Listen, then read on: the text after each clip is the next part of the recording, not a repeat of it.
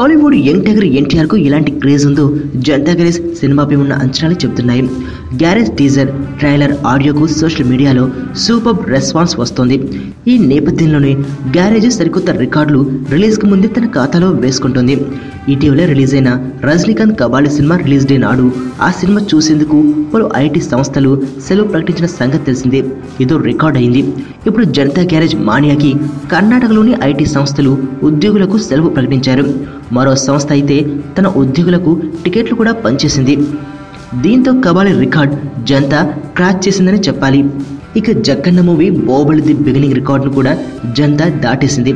Garage Telugu రాష్ట్రాల్లోనే కాకుండా తమిళనాడు, కేరళ సహా ముంబైలోనూ విడుదలవుతోంది. వీటితో పాటు విదేశాల్లోనూ తారక్ మూవీని విడుదల చేసేందుకు సన్నాహాలు చేసిన మూవీ నిర్మాతలు దుబాయ్ సహా అరబ్ కంట్రీల్లో మొత్తం 48 ప్రాంతాల్లో విడుదల చేస్తున్నారట. గల్ఫ్లో ఏ దేశంలో కూడా ఓ తెలుగు సినిమా ఇన్ని లొకేషన్స్లో రిలీజ్ కాలేదు. ఒక్క బాహుబలి అక్కడ 45 చోట్ల రిలీజ్ అయింది. అయితే ఇప్పుడు గ్యారేజ్ బాహుబలి రికార్డును క్రాస్ చేసేసింది. రిలీజ్కు ముందే ఇన్ని రికార్డులు బద్దలు కొడుతున్న గ్యారేజ్ రిలీజ్ అయ్యాక ఇంకెన్ని రికార్డులు క్రియేట్ చేస్తుందో చూడాలి.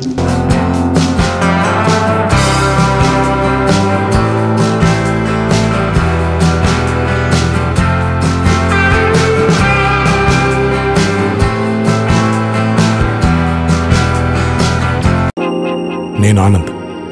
ఈ భూమన్నా, ఈ భూమి మీద ఏ సృష్టి అన్నా నాకు చాలా ఇష్టం.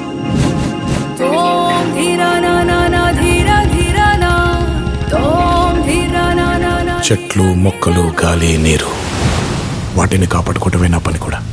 It's a joggers park.